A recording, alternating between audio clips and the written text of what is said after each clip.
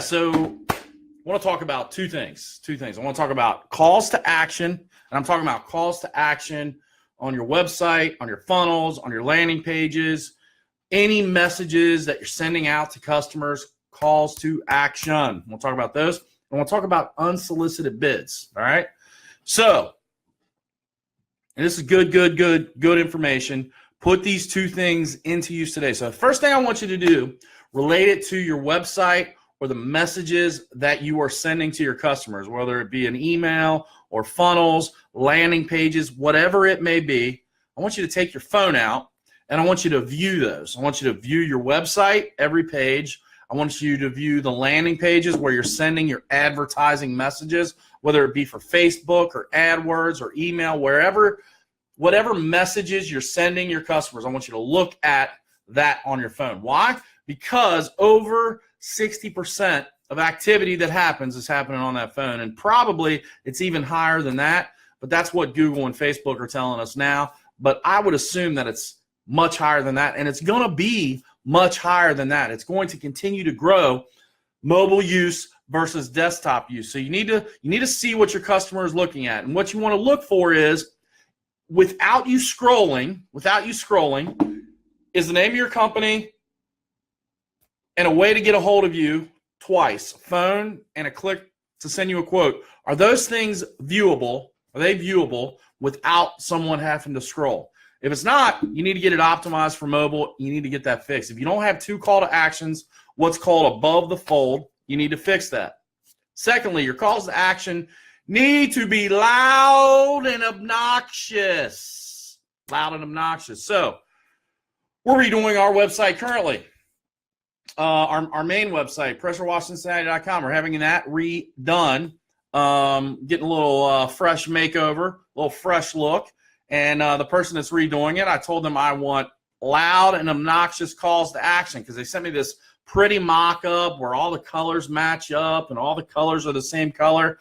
No, I do not want my calls to action to blend into the website. I want them to stand out. I want them to be like a big blinking marquee saying, call me, click me. All right? And that's what you want on your website, on your landing pages, on any messages that you send to customers. I got 4 people on here. Give me some likes. Give me some hearts. Tell me what's going on up in the mafia. Come on, guys. Help me out here. Help me out here. Get up in there, right? Let's get some hearts, get some clicks, get some love. So check it on your phone. Then go check it on your desktop. See what it looks like on your desktop. Again, make sure you don't have to scroll down the page to know who it is they're talking to, what the name of the company is, and 2 call to actions, how to call me, how to click me. Now, if you can, tell about your services. You want everything to be above that fold. What's going on, Jim Fitzgerald? You want everything to be above that fold. If your calls to action aren't obnoxious and loud and viewable for your customers or prospects to see it, they're not going to call you. They're not going to click to send you a quote. And that's what the website's for. Look, I predate the internet in business ownership, or business management, I should say. The internet became fanciful in 96 and 97, and in 95 and 96 I was running a mortgage company. We didn't have the internet as it is today. We had very few companies had websites, number one, and we had very few interactions with the internet. But people started coming out with this thing called an electronic business card, and basically what it was, they were building you a one-page website that had all your information on it, and you would basically hand someone a disc, and they'd load. This is back in the day when you used discs and CDs. You would load that into your computer, and the computer would load, and it would open up this one-page website that was created for you. And on that one-page website were things like your company name, your name, your phone number, your email, which was new in those days too, if you had one. But your phone and your name were on this one-page electronic business card. See, it was a call to action. It was a call to action. And I can remember seeing those electronic business cards, and they never, ever got used. They never took off. Obviously, they never took off because then we came into multiple page websites within a really short time. And those one-page websites did not take off. They did not take off, though, because they weren't useful. They weren't useful. And so you have to realize your website is meant for one thing. Your website is meant for one thing. Regardless of what you think it's meant for, your website is meant for your customer to communicate to you or your prospect to communicate to you. And if you think that website is for anything else, you're absolutely wrong.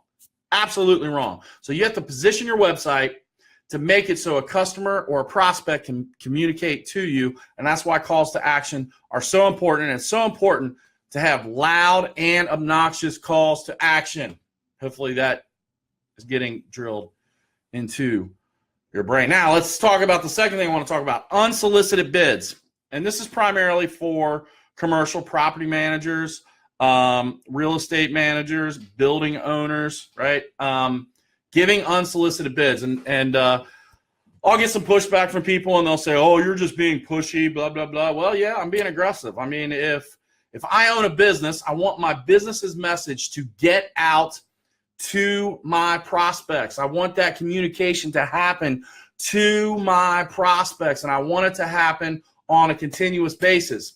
And an unsolicited bid is a great way for you to get into your prospects' mind, into your prospects' thoughts, and into your prospects', wait for it, budget.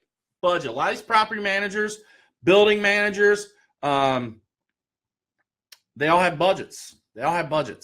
And if your money, if your service isn't budgeted into, if it's not budgeted into their budget, guess what? You probably won't get hired. So an unsolicited bid helps to get that out to you. So what I would do is this. I would spend a couple hours a week going and getting information on your prospects. That information needs to be an email address, and then seeing the property and seeing what options, and then giving line item bids for the things that you can do for that property, and then emailing it, and then putting it on some type of automated follow-up where it continually reaches back out to that property manager on a 60-day, 45, 60-day basis, just asking them about that quote. And while it may seem aggressive, and it definitely is aggressive, it puts you into their budget cycle, because then they can take that and go, oh, this company can do these processes for me, these services, so I'm going to put it into my budget so that either at the end of the year or next year I can hire them. Or they may already have it budgeted and they haven't reached out for quotes, and this is my favorite. And so now they got your quote. And they might not even reach out for quotes. We have multiple property managers that we've done unsolicited bids for that have turned into long-term relationships. It's not pushy. It's providing a service to them. If they don't want it, they don't want it. If they don't want to use your services, they don't want to use your services. But it's a great way to get information into their hands more than just handing them a business card. And so if you're out calling on someone, and you are handing out information, if you're not taking information back, name, email address, and phone number, then it's a waste of time. It's a waste of your time. Okay? So make sure that you're out handing out information and taking information back. When we do call on property managers, we take a nice, beautiful folder with inserts, and we hand that out, and we try to get a card back. We hand them something, we get something back. And if they're not in our database, then we get them into our database. And when we're doing that, if we see something that needs work, then we'll take note of it and get them a bid. It's a great way for you to build your commercial business. And if you're not doing that, then you're not building your commercial business.